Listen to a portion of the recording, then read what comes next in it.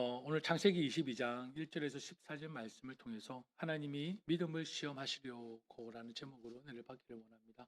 우리가 너무나 잘 알고 있는 내용이고 말씀입니다. 질문 하나 드리겠습니다. 여러분은 그리스도인 맞습니까? 그리스도인이십니까? 아니면 교회 다니는 사람입니까? 질문이 어렵습니까? 그리스도인입니까? 아니면 교회 다니는 사람입니까?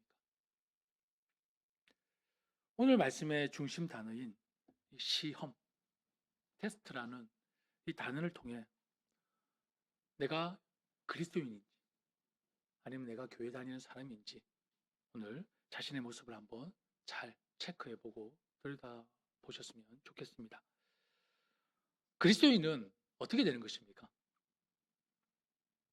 그리스도인은 어떻게 되는 것이죠?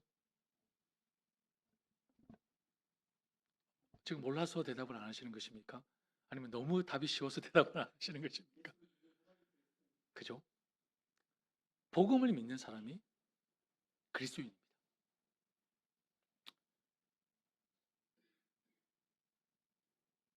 곧 예수 그리스도, 나의 죄를 위해 십자가에 죽으시고 나의 새 생명을 위해 부활하시고 나의 영원한 삶을 위해 다시 이 땅에 오실 주님을 나의 구주로 영접하는 자가 그리스도인이 되는 것입니다. 아멘. 예수님을 믿는다는 것은 단순히 입으로 믿습니다. 맞습니까? 아닙니까? 맞습니까? 이런 의미가 결코 아닙니다. 예수를 믿는다라는 그 믿음은 여러분 전 인격적으로 지와 정과 의가 모든 면에서 모든 영역에서 주님을 인정하고 믿을 때 그것을 믿음이라고 정의하는 것입니다. 내가 주님을 믿습니다. 이 믿음이 전 인격적이어야 된다는 것입니다. 그런데 여러분 아직도 많은 그리스도인들이 그리스도인이 되려면 착한 사람이 되어야 하고 착하게 살아야 된다고 생각을 의외로 많이 합니다. 왜 착한 사람이 되어야 합니까? 라고 물으면 미국의 거의 60% 이상이 뭐라고 대답하는 줄 아십니까? 천국에 가려고. 천국에 가기 위해서 착한 사람이 되어야 된다고 답을 합니다.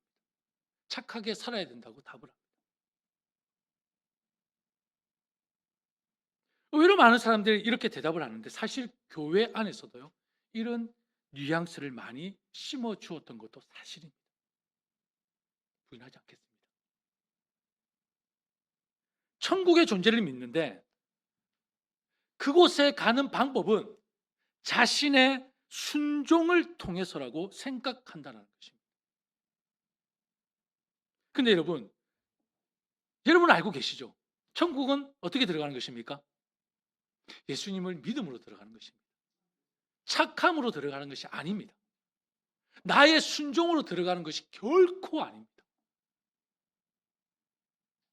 오직 예수 그리스도를 전인격적으로 믿는 그 믿음으로 들어가는 것이 어디입니까? 하나님의 나라입니다. 천국입니다. 갈라디아서 2장 16절 말씀 같이 한번 읽어볼까요? 시작. 그러나 우리는 사람이 하나님과 올바른 관계에 놓이는 길이 율법을 지키는 데 있지 않고 예수 그리스도를 믿는 데 있다는 것을 알고 있습니다. 그래서 우리는 율법을 지킴으로서가 아니라 그리스도를 믿음으로써 하나님과 올바른 관계를 가지려고 그리스도 예수를 믿은 것입니다. 율법을 지키는 것으로는 누구를 막론하고 하나님과 올바른 관계를 가질 수 없기 때문입니다. 아멘. 공동 번역의 번역서입니다.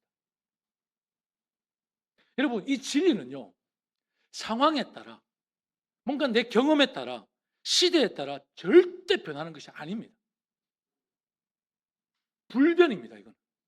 그리고 내 생각에 의해, 내 경험에 의해, 내 추론으로, 내 논리로 답하는 질문이 결코 아닙니다.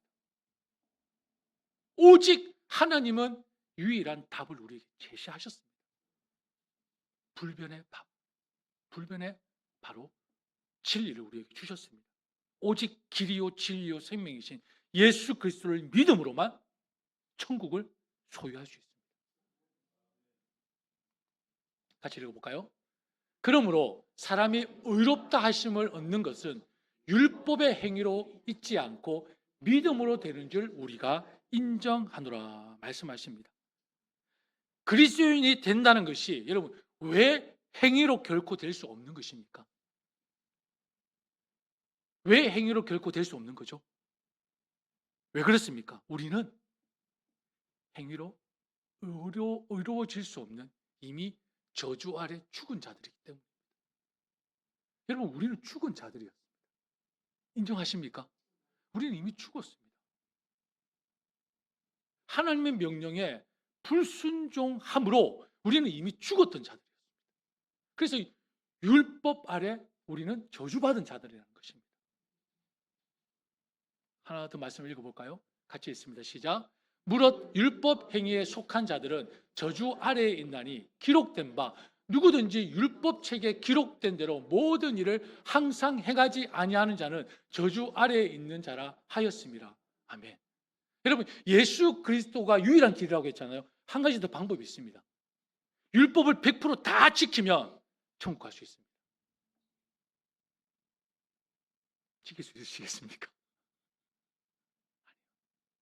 결코 우리는 율법을 다 지킬 수가 없습니다. 결코 우리는 행위로 의로운 자가 될 수가 없습니다. 하나님의 말씀을 이 땅에 다 지킬 수 있는 사람이 누가 있겠습니까? 없습니다. 그래서 하나님께서 우리에게 유일한 길을 우리에게 가르쳐 주시지 않습니까? 하나님께서 스스로 막힌 담을 허무셨습니다. 스스로. 하나님 스스로. 죽은 우리는 아무것도 할 수 없기 때문에 하나님이 친히 스스로 그 담을 헐어주셨습니다. 그게 뭡니까? 유일한 길, 유일한 방법. 오직 예수 그리스도를 믿음으로 제 용서함을 받아 의롭다는 인정을 받게 되었고 그 인정이 바로 하나님의 자녀가 되는 권세. 그리스도인이 되는 권세를 우리에게 부여하셨다는 것입니다. 근데 여러분 이 사회를 한번 보십시오. 참 안타까운 것은 뭐냐면 요즘 SNS나 이런 어떤 방송 매체들이 너무나 이렇게 발달되어지고 우리 사회에 우리 깊이 많이 들어와 있다 보니까 특히 유명인들이 사회 문제를 일으킬 때에 보통 종교가 뭐든가요? 기독교인이 정말 많습니다. 유명인들이 뭔가 사고를 치거나 문제를 일으키면 거의 대부분이 기독교인입니다. 다 종교가 기독교인이라고. 참 화가 나지 않습니까?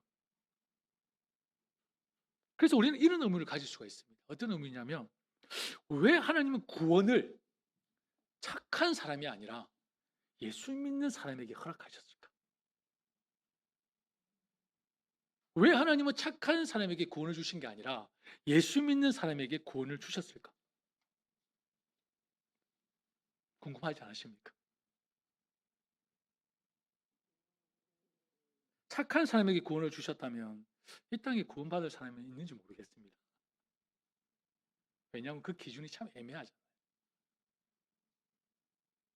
자, 한번 풀어볼까요?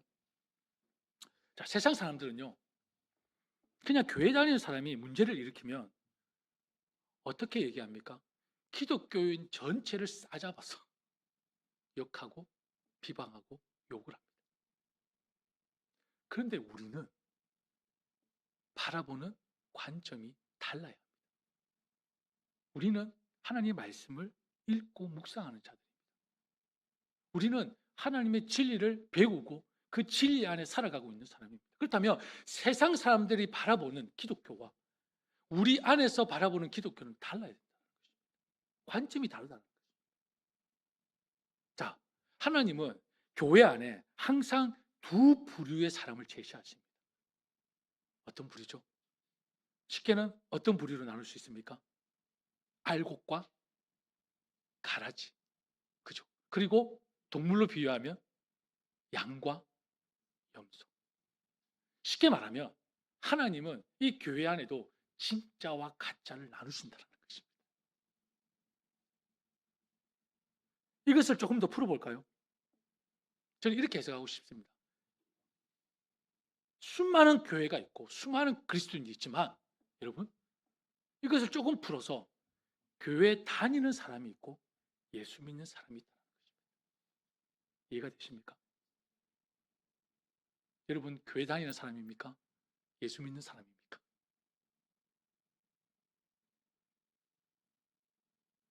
세상은 교회를 다니는 사람과 예수를 믿는 사람을 그냥 함께 동일하게 바라봅니다. 성경은 그렇게 말하지 않습니다.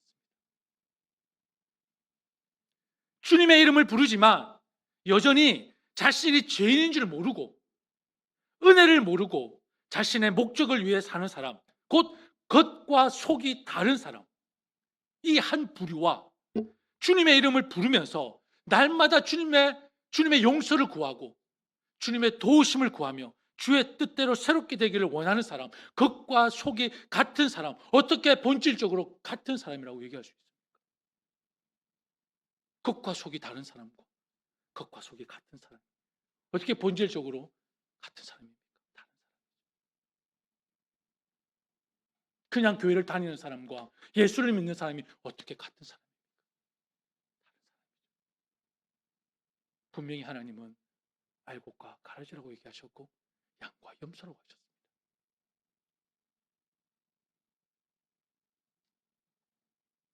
그렇다면 또 다른 질문을 한번 드려볼까요? 예수 믿는 사람은 예수님을 닮아가는 사람이 맞습니까? 맞습니까? 그렇다면 그 닮음의 과정에 선이 더 잘할까요? 악이 더 잘할까요? 선이 더 잘하겠죠. 그러면 그 착함, 그 선이라는 것은 그리스도에게는 더 진하게 나타나는 것이 당연한 것입니까? 맞는 거죠. 예수님을 믿는 사람은 예수님을 닮아가는 사람인데 예수님을 닮아가는 그 과정에 점점 죄라는 것은 멀어지고 하나님과 더욱더 가까이 다가가는 것입니다. 하나님의 형상을 회복해가는 것입니다. 그렇다면 여러분 보십시오. 우리의 삶에서 예수를 믿으면 믿을수록 우리의 믿음이 자라면 자랄수록 선한 마음, 선한 행실, 선한 말이, 선한 의도가, 선한 생각이 왜요? 하나님이 선하시기 때문에 하나님의 형상이 회복되어 가야 되는 것이 그게 바로 예수 믿는 사람입니다. 교회 다니는 사람이 아니고 점점 회복되고 점점 더 자라가는 것, 이것이 진정한 그리스도의 모습이라고 하나님은 말씀하고 있는 것입니다. 단번에 어른이 되라는 것이 아닙니다. 점점. 예수 믿는 사람은 반드시 변화, 성장, 자라감, 바로 성화로 이어져야 하는 것입니다. 그 성화가 다른 게 아니고 그게 바로 구원에 다 포함되어 있는 것입니다. 그 믿음에 다 포함되어 있는 것이 바로 성화입니다. 따로 주신 것이 아닙니다. 인격이 변해야 합니다. 성격이 변해야 합니다. 생각이 변해야 합니다. 바라보는 지향점 변해야 합니다. 그저 내 편리에 의해 다녔던 교회라면 내 목적과 내 목표로 다녔던 교회라면 이제는 정말 예수 믿는 사람으로 이곳에 나와 예배하고 찬양하고 기도하고 하나님께 영광 올려드리는 성장한 그리스도의 모습으로 바꿔가야 한다는 것입니다.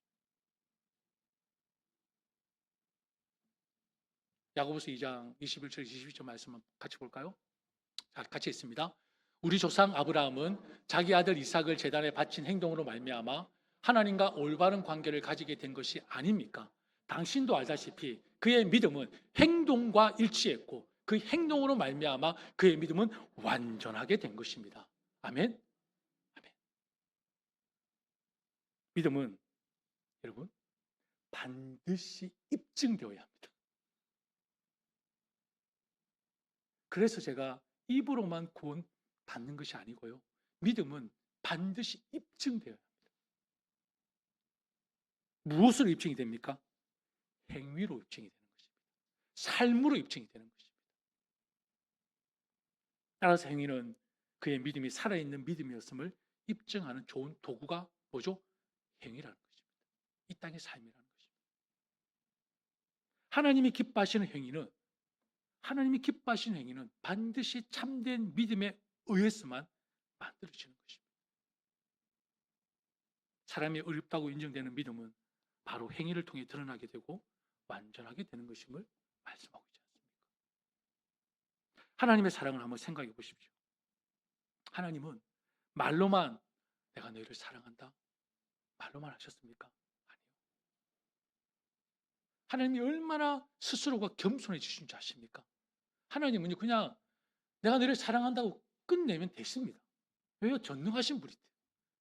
창조주신데요. 전지하신 분인데요.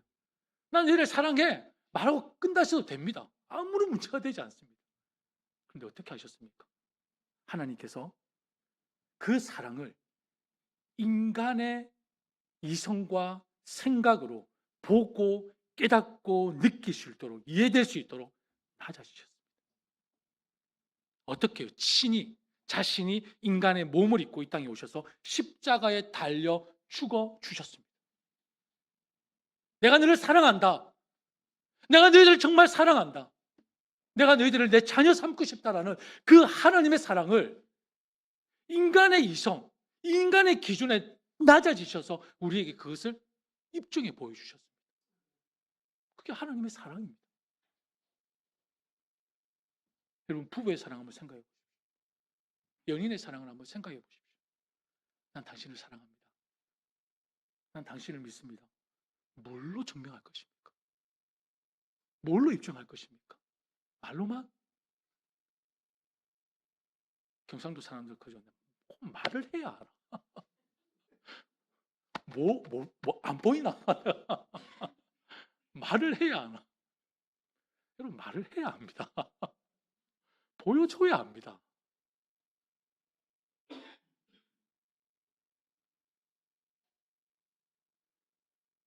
사랑합니다, 믿습니다를 어떻게 입증하실 것입니까?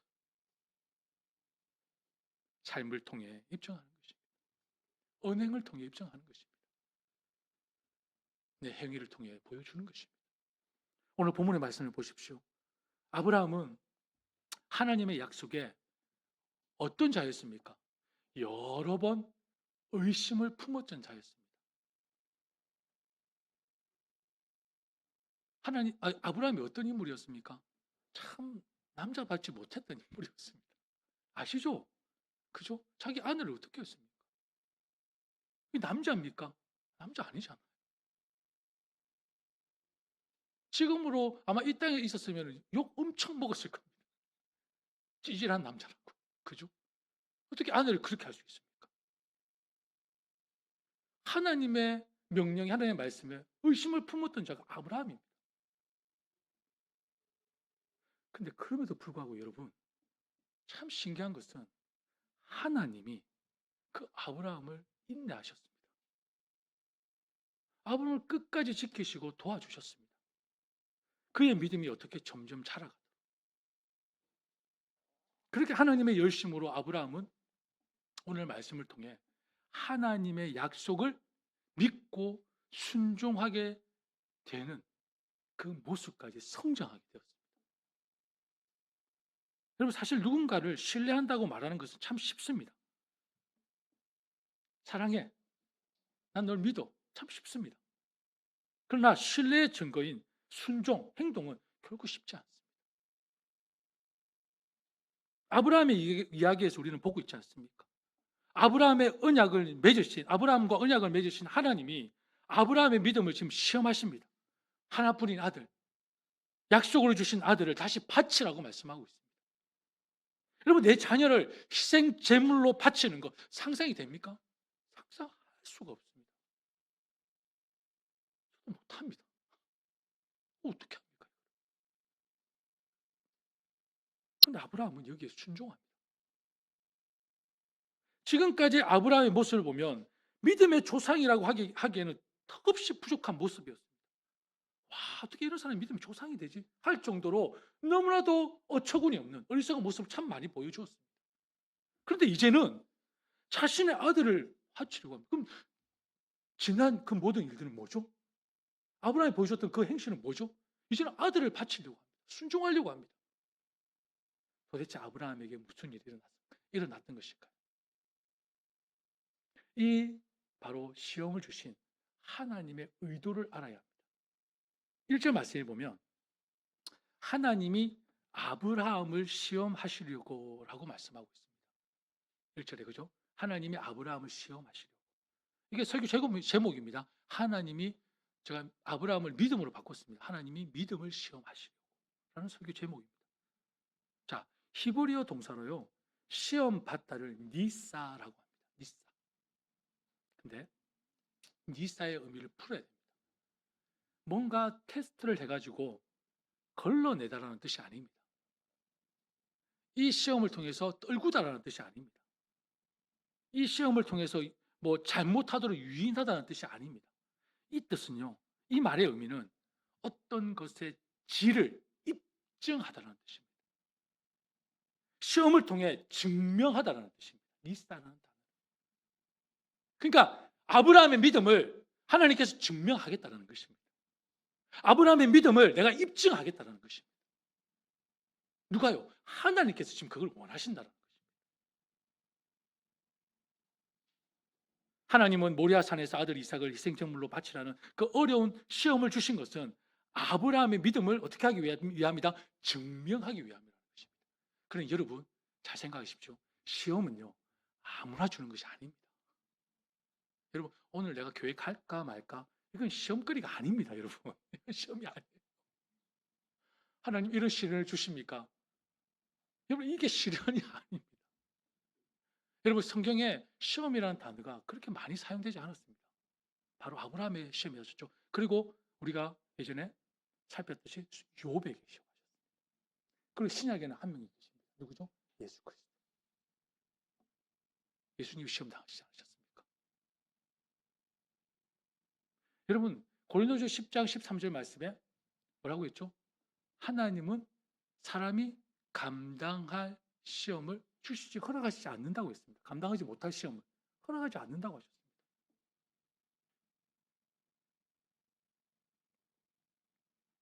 하나님은 시험을 주시는데 바로 이렇게 생사가 걸린, 정말 내 영혼이 걸린, 정말 내 신앙과 믿음이 걸린 이런 시험을 주신다는 것입니다. 주신다. 근데 그것이 나에게 믿음이 없고 신앙이 없을 때 시험을 허락하신다? 아니요. 하나님이 입증하신다는 것입니다. 자라게 하셔서, 성장케 하셔서 입증하게 하신다는 것입니다. 오늘 우리에게도 똑같이 적용이 됩니다. 하나님의 시험이 뜻하지 않게 이해할 수 없거나 굉장히 부담스러운 모습으로 우리에게 찾아올 수 있습니다. 이때 우리는 아브라함의 이야기를 통한 하나님의 의도를 분명히 발견해야 합니다. 여러분, 이런 시험을 받으신 적이 있으십니까? 이런 시험을 받으신 적이 있다면 여러분은 믿음이 있는 자입니다. 하나님을 향한 신뢰를 증명하는 기회가 여러분에게 있었습니까? 그렇다면 하나님은 여러분의 믿음을 인정하시는 것입니다.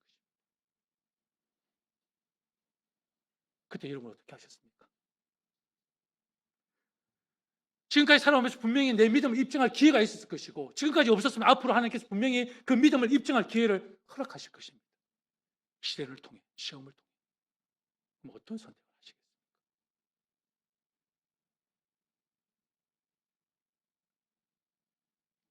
로마서 4장 18절 말씀에 같이 한번 읽어볼까요? 아브라함은 희망이 사라진 때에도 바라면서 믿었으므로 너의 자손이 이와 같이 많아질 것이다 하신 말씀대로 많은 민족의 조상이 되었습니다.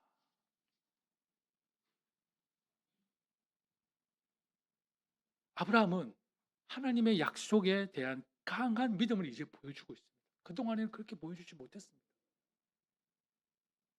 아브라함은 이삭을 희생제물로 바치려고 했습니다. 그뿐만 아니라 하나님이 이삭을 제물로 받으셨다고 해도 하나님은 반드시 하신 약속, 너를 통해 후손을 주시겠다는 그 약속을 지킬 것이라는 그 믿음이 이제는 흔들리지 않게 되었습니다.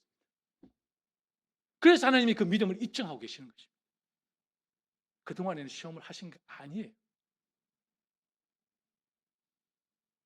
물론 아브라함은 이삭을 묶어놓고 칼을 높이 들었을 때에 마음이 얼마나 힘들고 괴로웠겠습니까? 그 마음은 이루 말할 수 없었을 것입니다. 그러나 그는 믿음으로 순종했습니다. 하나님이 아브라함의 믿음을 시험하셨고 아브라함은 시험을 통과했습니다. 근데 그 순종은 어떤 순종이었습니까? 모든 것을 잃는 한이 있어도 기꺼이 순종하고자 했던 그 믿음은 하나님의 시험을 통과하도록 인도하게 했다는 것입니다. 여러분, 예수 믿는 사람, 참된 믿음은요, 온전한 순종으로 나아가도록 이끌어 주시는 하나님의 능력이 있음을 믿으시기를 바랍니다.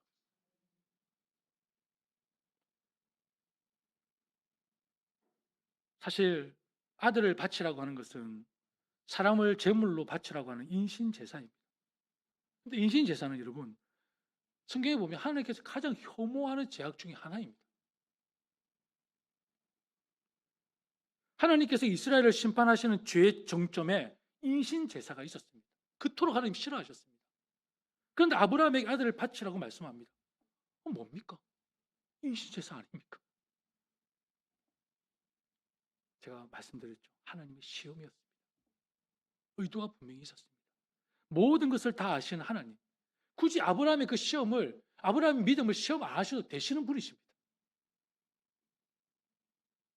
스스로 증명할 필요가 없으신 전지하신 하나님이십니다. 그런데 왜 이러한 시험을 아브라함에게 주셨는가? 하나님께서 우리에게 증명해 보이기를 원하시기 때문이었습니다. 하나님께서 우리에게 주신 그 믿음이 참된 것인지, 우리가 진정 하나님의 자녀인지, 그 어떤 시련도 우리의 믿음을 빼앗을 수 없다는 것을 시험을 통해, 시련을 통해 하나님께서 우리의 믿음을 증명해 보이기를 원하셨던 것입니다. 여러분, 씨 뿌린 자의 비유를 한번 생각해 보십시오. 씨 뿌린 자가 첫째 밭이 어떤 밭이었습니까? 길가였죠. 그 다음에 자갈, 돌짝밭이었습니다. 그리고 가시덤 밭이었습니다. 그리고 마지막에 옥토밭이었죠. 여러분, 우리는 4개로 보죠. 아닙니다. 2개로 봐야 됩니다. 2개로 봐야 합니다. 진정한 믿음이 있는 밭과 믿음이 없는 밭으로 보여야 합니다. 새 밭은 똑같은 밭입니다. 여러분. 결국 열매가 없지 않습니까? 왜?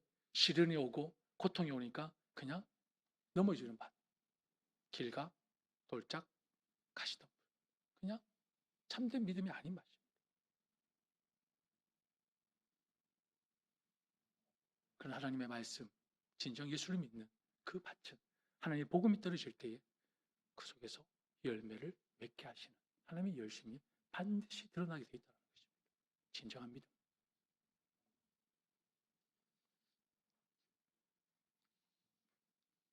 아들, 독자, 바치라면 바칠 정도로 하나님을 신뢰한 아브라함의 심중을 아시고 그 마음을 표현케 하시는데 여러분 어떻게 표현케 하십니까? 바로 시험을 통해서, 시련을 통해서 그 믿음을 증명해 보이게 하셨던 것입니다. 그리고 그 믿음을 통한 행위는 무엇이었습니까? 여러분, 행위가 왜 필요합니까? 여러분, 행위가 왜 필요하죠? 여러분, 행위로 증명을 해야 뭘 받을 수 있습니까? 상을 받을 수 있지 않습니까? 상을 받는 명분이 되는 것입니다. 여러분, 상은요, 마음을 통해 주어지는 것이 아니라 행위를 통해 주어지는 것입니다. 상. 여러분, 상 좋아하시지 않습니까? 예를 들어서 여러분, 제가 100m에 8초를 뜁니다. 세계 8초 뛰는 사람 아직 없죠, 그죠? 근데 세계 100m를 8초를 뛴다고 생각해 보십시오. 그럼 저는 달리기 시합만 하면 무조건 1등입니다. 무조건 1등이고 무조건 금메달입니다. 그렇죠? 근데 시합 전에 금메달을 저에게 줍니까? 절대 안 주죠. 절대 안 줍니다. 누가 줍니까? 바보가 아닌 이상. 당연히 내가 뛰면 1등인 걸 다 압니다. 뻔히 알고 있습니다. 당연히 1등 할 거라는 것을. 근데 시합도 안 하고 누가 그것을 금메달을 나에게 주겠습니까? 아무도 안 줍니다. 실제로 달려서 1등을 해야 상을 주는 것입니다. 해보다 마나 하는 그런 뻔한 결과일지라도 달려야 상을 받는다는 것입니다. 마찬가지로 하나님을 사랑하는 마음. 여러분 그 마음 하나님 모르시겠습니까? 다 아십니다. 그 마음이 진짜인지 가짜인지. 네가 지금 교회만 다니는 건지 진짜 예수를 믿는 건지 하나님 모르시겠습니까? 다 알고 계십니다. 근데 그 마음만으로는 하나님이 상을 주시지 않습니다. 그 마음이 행동으로 입증될 때 비로소 상이 부여되는 것입니다. 하나님 말씀 같이 읽어볼까요? 이게 아니죠? 이거네요. 예, 같이 한번 읽어볼게요. 시작. 나는 선한 싸움을 다 싸우고 달려갈 길을 마치고 믿음을 지켰습니다. 이제는 나를 위하여 의의 면류관이 마련되어 있으므로 의로운 재판장이신 주님께서 그날에 그것을 나에게 주실 것이며 나에게만이 아니라 주님께서 나타나시기를 사모하는 모든 사람에게도 주실 것입니다. 아멘. 주님께서 나타나시기를 사모하는 사람들, 예수 믿는 사람들입니다. 교회 다니는 사람들이 아닙니다. 잘 기억하십시오. 그리고 선한 싸움을 다 싸우고, 싸움은 마음으로 맙니까? 행동해야죠. 달려갈 길을 달려야죠. 뛰어야 합니다. 그렇게 믿음을 지킵니다.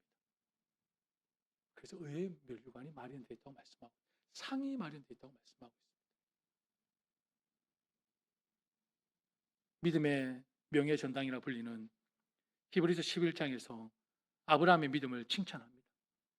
하나님이 아브라함을 시험하셨을 때 아브라함이 이삭을 바칠 수 있었던 것은 단순한 믿음이 아니었습니다. 어떤 믿음이었을까요? 부활에 대한 믿음이었습니다. 부활의 믿음. 왜 부활의 믿음을 아브라함이 갖게 되었을까요? 100세에 얻은 아들을 어떻게 얻었습니까? 여러분, 생명이 주어질 수 없는 곳에 생명이 주어졌습니다. 놀랍지 않습니까? 자기 와이프 사라 90이 넘은 죄송합니다. 할머니십니다. 생명이 결코 잉태될 수 없는 그곳에 하나님께서 생명을 허락하셨습니다. 그게 하나님의 사랑입니다. 하나님의 능력이십니다. 하나님의 위대하심입니다. 그걸 이제 아브라함이 믿게 된 것입니다. 그래서 이삭을 순종함으로 하나님께 바칠 수 있었던 것입니다. 그리고 하나님은 그 믿음을 입증해 보이셨고 누구에게? 지금 후대들에게, 여러분들에게 아브라함의 그 믿음을 입증해 보이셨습니다.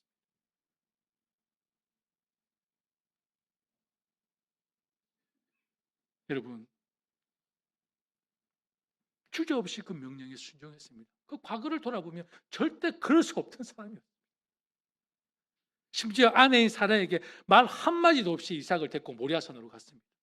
아마 사라에게 얘기했다면 아마 아브라함 먼저 초상을 치렀을 것입니다. 그죠? 사라에게 얘기했다면 아마 아브라함이 먼저 번제로 드려지지 않았을까 생각합니다. 여러분, 이삭을 얻은 것은요, 무조건적인 은혜였습니다. 기적이었습니다. 그걸 이제 아브라함이 인정하지 않을 수가 없었습니다. 고목과 같은 90세 할머니에게서 하나님께서 언약대로, 하나님의 약속대로 아들을 주신 그 하나님. 이제는 아브라함을, 그 하나님을 온전히 믿게 되었던 것입니다. 부활의 능력, 죽음을 초월한 하나님의 능력을 경험하니 아브라함은 이삭 또한 믿음으로 바칠 수 있게 되었던 것입니다.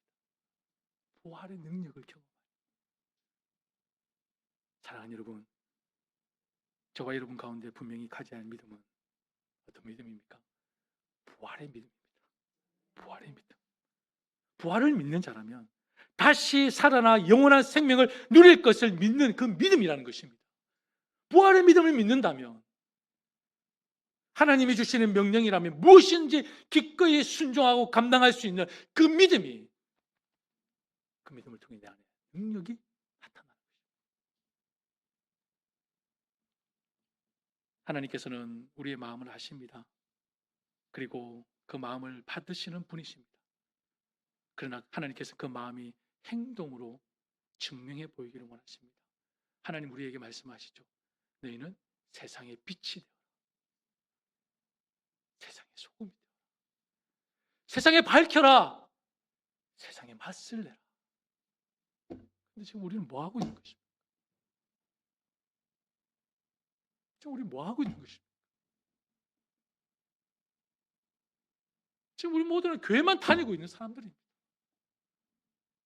예수 믿는 사람들이 아니고요. 우리 지금 교회만 다니고 있다고요.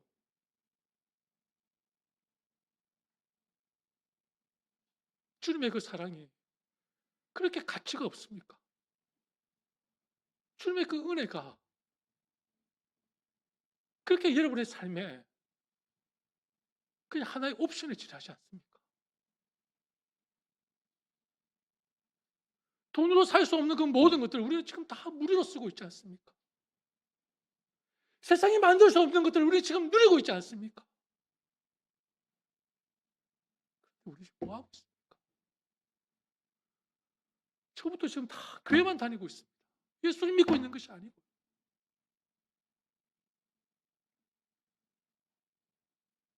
하나님은 우리를 사랑하셔서 예수 그리스도라는 그 놀라운 선물을 우리에게 허락하셨는데 자신이 낮아지셔서 우리의 생각과 이성으로 하나님의 그 사랑을 깨달을 수 있도록 친히 낮아지셨는데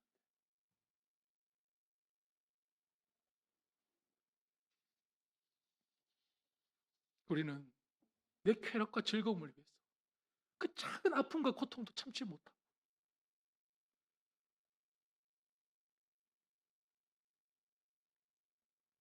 여러분 부활의 그 신앙, 부활의 믿음이 여러분에게 주셨다면 여러분 이제 걱정할 것이 뭐가 있습니까? 모든 걸 하나님께 다 예비하셨는데 여호와 이레라고 했지 않습니까? 여호와 이레. 여러분 모리아산이 어떤 곳인 줄 아십니까? 왜 하나님께서 아브라함을 통해서 이삭을 데리고 모리아산에 가서 이삭을 바치라고 했을까요? 여러분 모리아산이요 2000년 후에 예수님께서 십자가를 지시고 올라가신 골고다 언덕이 모리아산입니다. 그곳입니다. 뭐죠? 하나님의 모형입니다. 예수 그리스도의 모형입니다. 지금 예수 그리스도 아브라함이 이삭을 바치는 이 장면이 하나님께서 나중에 이루실 하나님의 구원의 계획이 고스란히 여기 다 담겨 있는 것입니다. 여기서 내가 그 순장은 바로 예수 그리스도를 예표하는 것입니다. 여러분 오늘 아브라함 이야기를 통해서 하나님의 사랑을 보고 느끼고 깨달으시기를 바랍니다. 아버지의 그 사랑으로 우리를 늘 지키시고 보호하시기에 하나님께서는 오늘도 하나님의 산에서 우리를 위해서 모든 것을 예비하고 계신다는 것을 잊지 마십시오. 물론 마음이 많이 복잡하고 힘드시죠? 그러나 부활의 신앙으로 이겨내십시오. 하나님께서 우리에게 주신 그 믿음, 그 소망으로 여러분 정말 무엇이 중요한지 깨닫고 정말 무엇이 소중한 것인지 깨닫고 무엇이 영원한 것인지를 깨닫고 지혜로운 자의 삶을 사시기를 바랍니다. 썩어 없어질 것에 잠깐 누리고 사라질 것에 마음 빼앗기지 마시고 더욱더 주님을 사랑하고 더욱더 주님께 가까이 나아가고 더욱더 주의 말씀을 붙드시기를 바랍니다. 그게 길이고 진리요 생명입니다.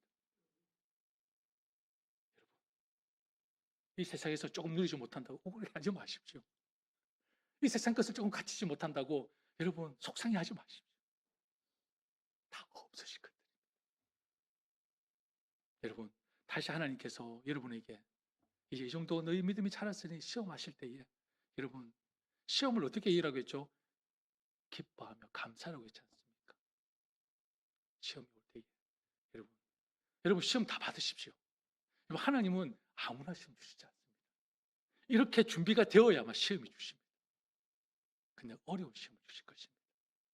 근데 그 시험에 여러분 다 통과하시길 바랍니다. 마지막 때 우리가 주님께 손을 잡고 천국에서 만나서 떡을 떼고 기뻐하는 그 장면을 생각하며 서로 격려하고 위로하며 승리하는 우리 모두가 되기를 축복합니다. 우리 함께 찬양하겠습니다.